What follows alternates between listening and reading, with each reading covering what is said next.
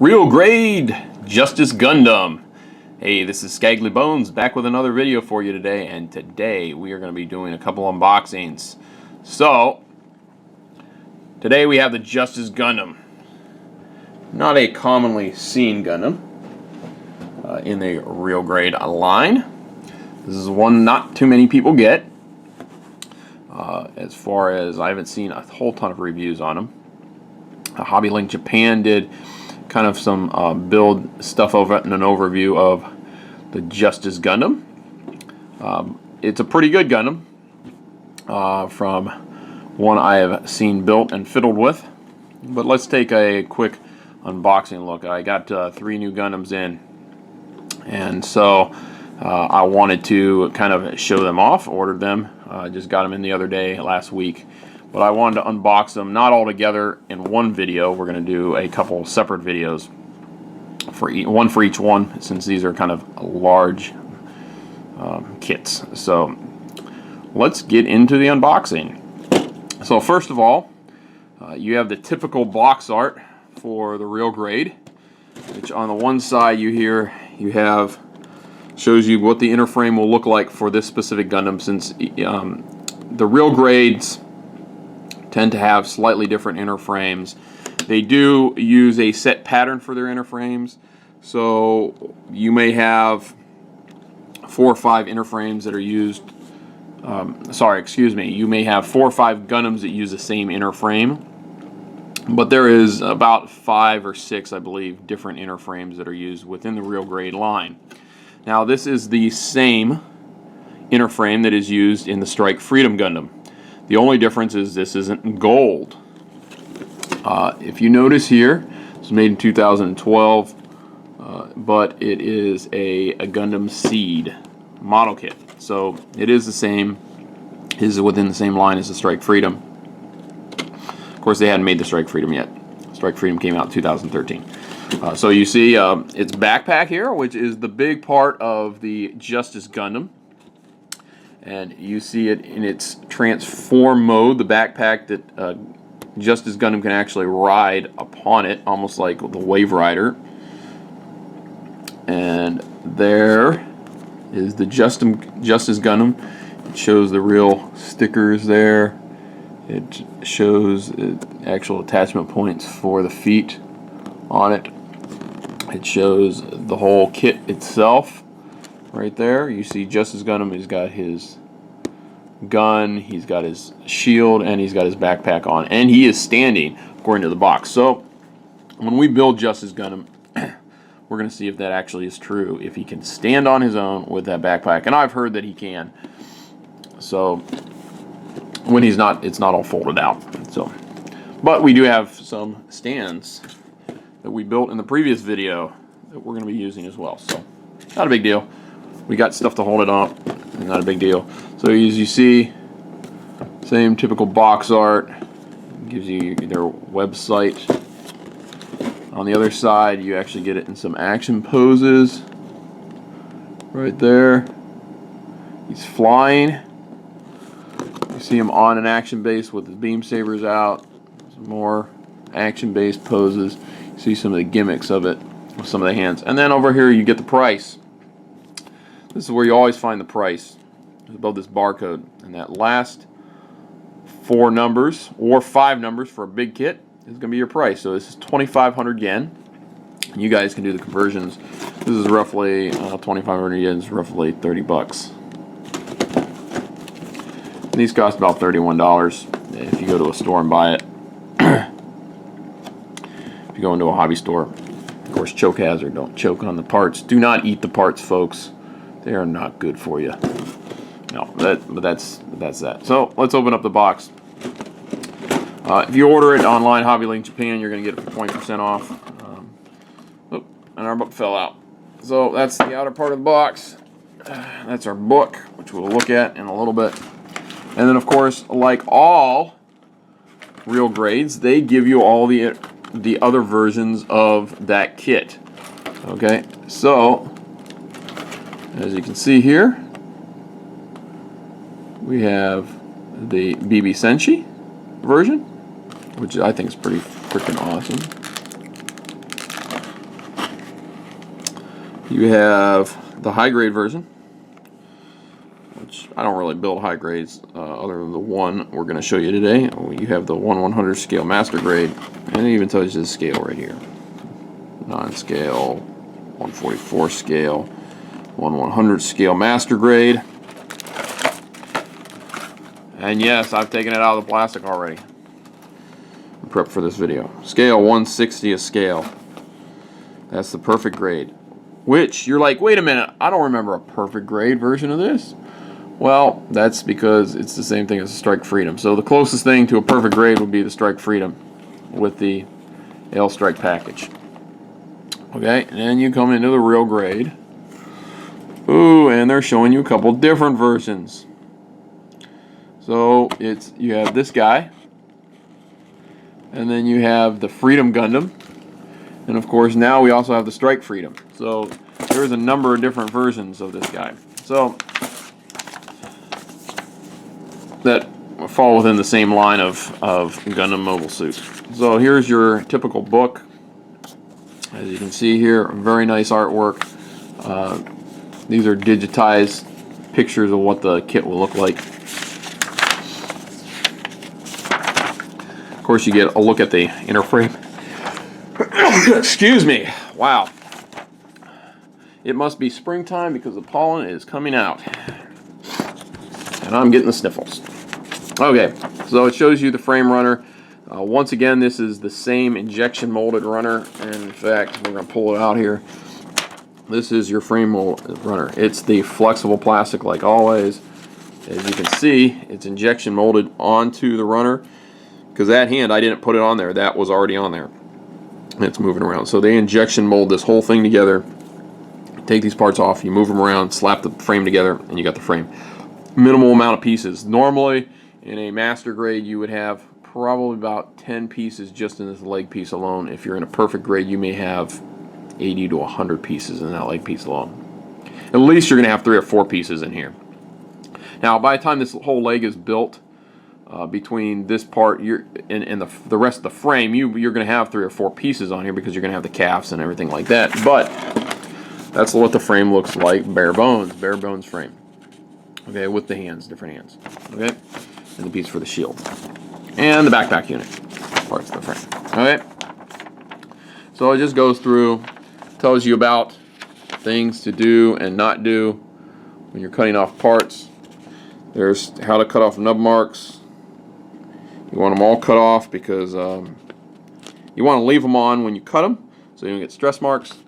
You want to then cut the nub marks off because they won't go together if you don't. So it also tells you how to put on stickers. Okay. Talks about a number of different things, how the actual thing's going to assemble right there with the foot, things like that. And then you get actually into your runners. So I always check my runners. That's why this one I already took out of the package. I kind of got a little bit ahead of myself. The other 2 unboxings we look at in the next videos, I haven't, but we'll look at those runners anyways. So you got a list of all your runners, and like a typical, other than the Strike Freedom, which is slightly bigger, and the Zeta Gundam, which is slightly bigger. This is your typical amount of runners you have. Let's see, 1, 2, 3, 4, 5, 6, 7, 8, 9, 10, 11. And it doesn't look like there's any repeat runners for this guy. So 11 runners, which is it's pretty decent, right? You're talking about a 144 scale kit. But you do have some big parts in here for the backpack. So as you can see here, you got a lot of big parts. You have your typical build process.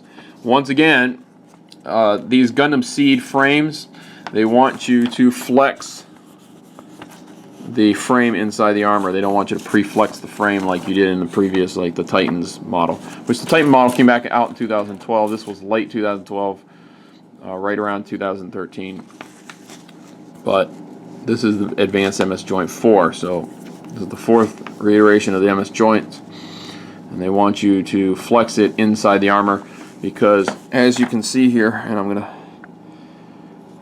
This is the ankle. This has an ankle joint that the other ones don't. If you look on the Titans, you don't get this little ankle joint. You had a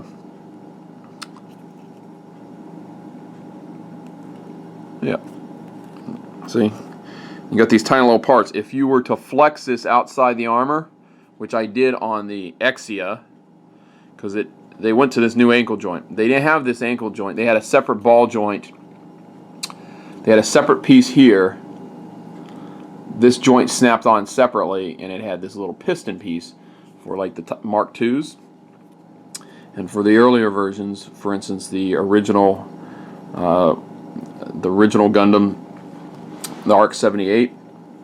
And so what would happen is when you would flex this, when you take it out, you'd go immediately flex it to flex up, open up all the joints and make sure they were loose and they weren't too tight. Well, it didn't have any tiny joints like this.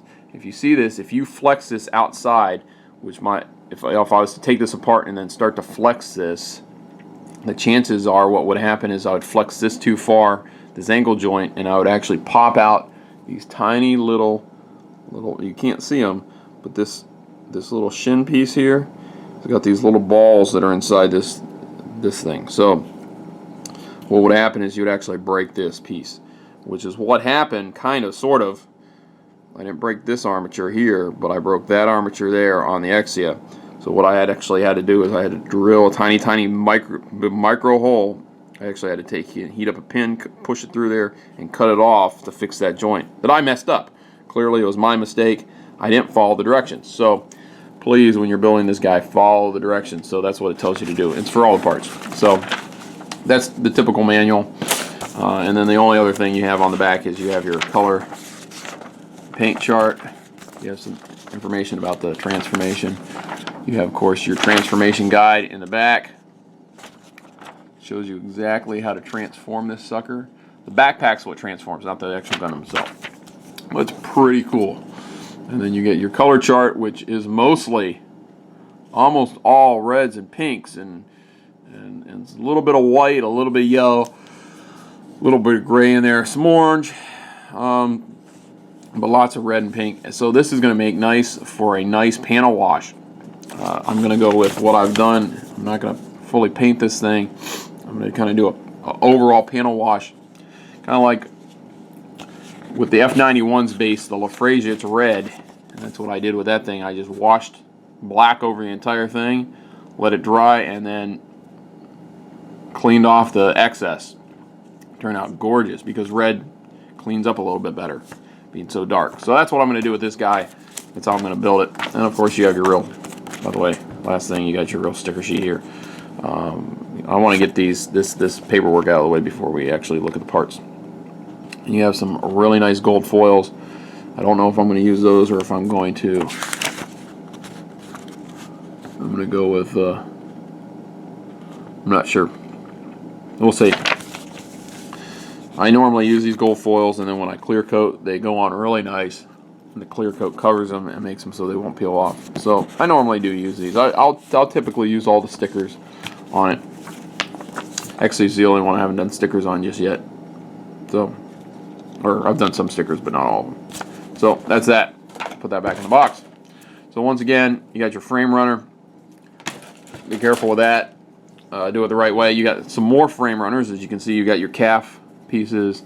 You got the bottoms of your feet. You got some stuff for the few things for the backpack thrusters, things like that. You even have your gun on there, the inner frame for the gun. So there's that. You got another frame runner. So this is E1, E2. Okay. Like I said, no repeats. They don't have any E. And then you have a second of it. So you have E1 and E2. Because obviously this is a smaller runner. Some of these parts on here you're going to use once. Okay. I got that. I have a third G runner, which is mostly, you have hands on here, but it's mostly inner frame for the backpack. This is all your inner frame for the backpack. So there you go. Which I think is pretty awesome. Some backpacks don't really have an inner frame. You just snap the thing together on the real grades. Well, this real grade backpack has an inner frame. Now, I don't know how much of this you could build and have it by itself. In fact, I think these pieces are for the backpack as well. So I'm not sure how much of this you could you can build and snap it on the back of his frame and show off just the frame, but it would be interesting to see. And then you have the frame parts for the backpack. Nice big pinkish red parts. These are some big parts for a real grade. You don't really see big parts on a real grade that often, or a 1/44 scale for that matter, until you're getting into like your Kshatriyas and your Sazabis or your Shenanjus. So typically you don't see big parts like this, but that's all for your backpack. Look, lots of little details, lots of nice armor details on this guy so far. In fact, lots of nice inner frame details. Some pieces that are going to be sticking out. This is for the feet. So you're going to be able to get some nice panel lining and some washes in there for detail. Okay, let's see, more parts. Here, more. Huh. No. Just looks some dust or something. Okay. Let's see here, clear effects runner. And the cool thing about this guy is he got these daggers, and they are completely different than other daggers that you'll see, other than maybe like a Kshatriya or a the Sazabi Master Grade, but you normally don't see daggers effect parts that look like that. Now, we all know that you had the special beam, or not the beam, but the sword parts for real grade Exia, which are pretty sweet. But that's a really nice effect part. I really like that. And then of course you got your typical beam swords. But so that those daggers, Exia's, was it Exia's? His short daggers, yeah, he's got 2 beam sabers, 2 daggers, but they're just plain daggers. So I think that's pretty cool. Now you have your multicolor frame, so you got a little bit of the blue or black, whatever you want to call it, there. Some more foot parts. This is all your armor pieces. You got your few yellow parts that you're going to have, which are involved in your V-fin, and a couple other things on the chest piece, I believe itself. Oh, let's see here. Let's look at the box. Oh, shield. You got your shield, and you got the parts for the backpack. See, shield, the backpack. So that's where the yellow parts come into play. Not a whole lot of yellow parts, just a few, but it's kind of cool. And then let's see here. We got a few more red parts. There you go for backpack.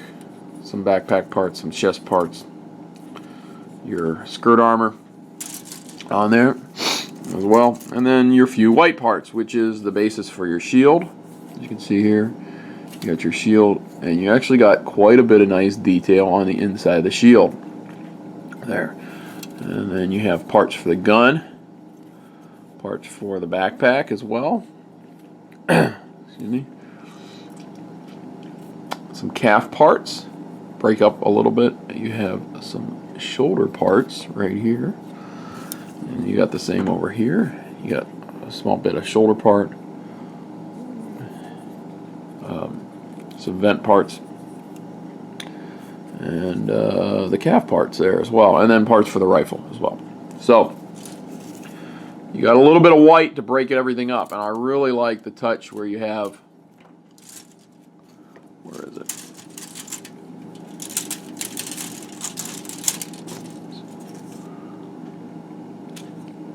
Come on. Shield is dark. Is it 2 pieces? Oh, no, sorry. Right there, I missed it. So you have dark, you have this color red, which is the darker red, or burgundy, on top of this guy here. So that's going to look really nice. Okay, folks, that's it for this video. I put everything back in the box. Hopefully you liked it. Let's look at your real grade Justice Gundam. Pretty sweet. Gundam looks like it's gonna be a pretty sweet build. So we're gonna really have fun with this one once we get it built. take a look at it, kind of give you maybe an overview, maybe some of the, like I said, I haven't been really doing any should we say reviews of these Gundams.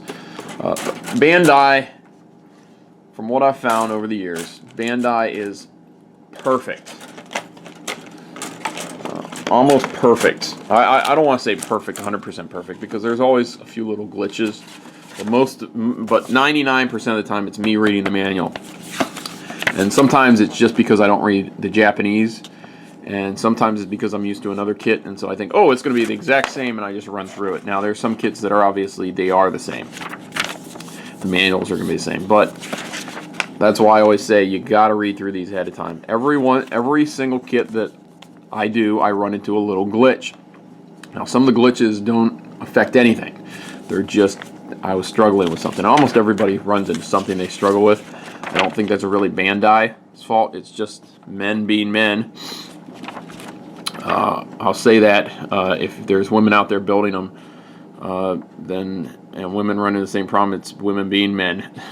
And we look at the manual and go, oh yeah, I can do this, and they just build it. And they don't really read the manual. So there's lots of great information in here. Like I said, if you don't read the Japanese, it's fine, but you really need to look at the pictures and really study the pictures, because it will really tell you what you need to do, without getting too long into this. But no, I found Bandai is flawless in their execution of these. Other companies, they copy Bandai, and they may look a little bit better when you've done a lot of work into them, but Bandai, for what you get, for the amount of work you have to put into these, does these flawlessly. These kits absolutely flawlessly. Everything goes together perfectly, and nothing, absolutely nothing is the way it shouldn't be. So if you're having a problem, it's probably user error. I hate saying that. That kind of sounds mean. It's like, oh, I don't know what I'm doing. Well, it's normally user error, and it's not always your fault. It's just you've done something wrong. So Bandai has designed these, and they test these. They got professionals building these kits to put them on the boxes too. But they pre-build these kits, and they send them out to everybody and see what kind of problems pop up. And on Gundam Info, they even tell you little things that you need to look for when you're building the kits, which is pretty awesome. You can go on their website and you can look up information. Bandai puts a ton of information out about these, along with all the other website. So that's what I'm trying to put out for you, is the little glitches and stuff I run into that's mostly me, and the fact that my fellow English-speaking people that are building these might run into the same thing. So that's it for me for today for the real grade Justice Gundam. Hopefully we'll see this built sometime soon, and you'll get to see how it looks.